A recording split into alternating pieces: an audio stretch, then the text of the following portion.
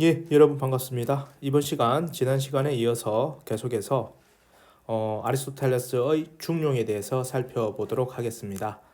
먼저 긍지에 대해서 살펴보도록 하겠습니다. 긍지는 허세와 비굴이라는 양극단의 중용입니다. 그래서 긍지 있는 사람은 우선 자신이 큰 일을 할 만한 사람이라고 생각을 하고 실제로도 그럴 만한 사람을 긍지 있는 사람입니다. 자신이 큰 일을 할 만한 사람이라고 생각은 하지만 실제로는 그렇지 않은 사람을 우리는 허세가 있는 사람이라고 얘기를 합니다. 자신이 할 수 있는 것보다 오히려 더 작은 것에 적합하다고 생각하는 사람을 우리는 비굴한 사람이라고 얘기를 하게 됩니다. 그래서 아리스토텔레스는 이렇게 생각을 한 거죠. 실제 큰 일을 할 만한 능력을 갖추고 있고 그 스스로도 큰 일을 할 만한 사람이라고 생각을 하고 그 일에 대해서 물러나지 않는 사람을 얘기하는 겁니다. 자, 그래서 자부심이라는 부분이 당연히 긍지에서는 빠질 수가 없습니다.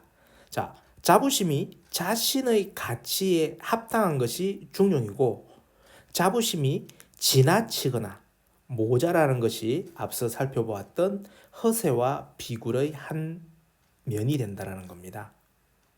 자, 허세에 물든 사람은요, 자신을 모르는 어리석은 사람이라고 아리스토텔레스는 얘기를 합니다. 명예롭게 보이는 일에 손을 대고 싶은 거죠.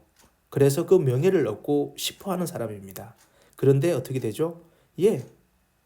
실제로는 그렇지 않은 사람이기 때문에 금방 실력이 폭로되고 말게 됩니다. 비굴한 사람 역시 자신이 충분히 할 수 있는 그런 가치를 가지고 있는 사람인데도 불구하고 뭐 한다? 스스로 낮추어서 그 자신의 가치를 스스로 박탈하는 사람을 비굴한 사람이라고 얘기를 합니다. 위축되어 소극적인 사람이고 명예로운 행위로부터 혹은 조음으로부터 멀어지는 그런 선택을 하는 사람이 비굴한 사람이라고 얘기를 합니다. 우리 학생들은 어디에 서시겠습니까? 당연히 그렇죠. 긍지 있는 사람에 서야 될 것입니다. 긍지가 있는 사람은 큰 것을 위해서 목숨을 아끼지 않습니다. 그리고 잘 베풉니다. 선행을 만약 받는다고 한다면 부끄러워하고 또 그 받은 선행을 잊지 않고 더 큰 것으로 보답하는 그런 면을 보이고 있습니다. 평범한 사람에게 겸손한 태도를 보이고요. 좋고 싫어하는 자신의 감정을 숨기지 않는 사람이 긍지 있는 사람입니다. 또한 자신의 삶을 남에게 의존하지 않고 사람에 대해 이러쿵저러쿵 하면서 비방하는 이야기를 좋아하지 않습니다.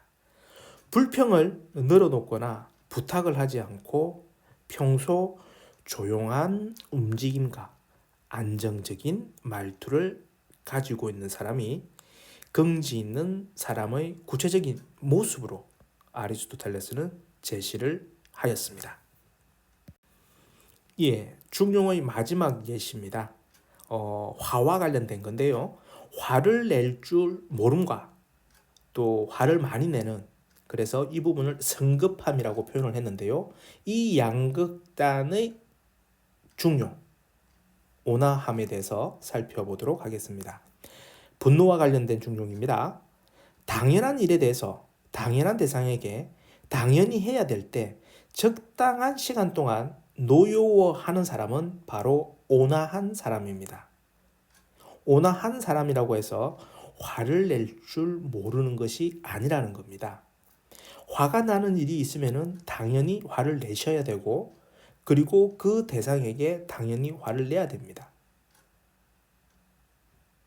우리는 예로부터 이런 부분이 미덕이 아니다라고 금기시해온 측면이 없지 않아 있습니다. 하지만 적당한 시간 동안 노여워해야 됩니다. 그것이 잘못된 것이 결코 아닙니다. 중용입니다.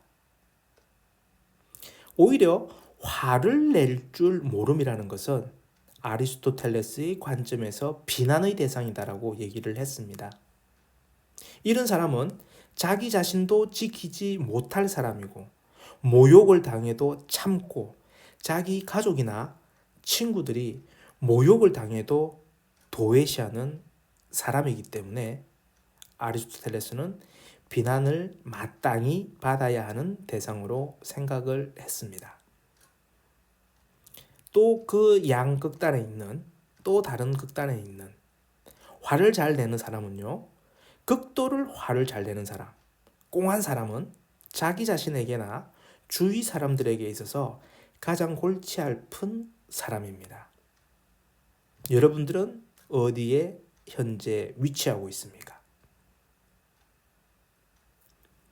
여러분들의 시기인 만큼 어떤 감정, 특히 분노와 관련했을 때는요. 화를 낼 줄 모름, 성급함, 이 양극단에 서 있는 경우가 많을 겁니다. 평소 소극적이고 내성적인 친구라고 한다면 그 친구는 역시 화를 낼 줄 모름에 위치할 거고요. 또 평소 외향적이고 쾌활한 성격을 가진 친구라고 한다면 온화함보다는 성급함에 더 가까울 수가 있습니다.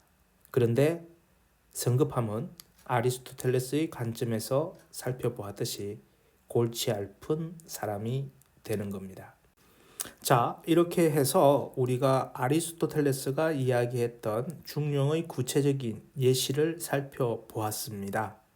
지금까지 설명해드린 이러한 예시를 바탕으로 해서 여러분의 과제를 제시하겠습니다.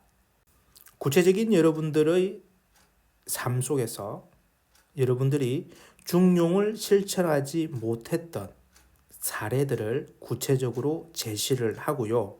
그것을 중용의 관점에서 돌이켜서 다시 판단하고 행동한다면 어떻게 할 것인지를 여러분들이 적어서 제출을 해 주시면 되겠습니다.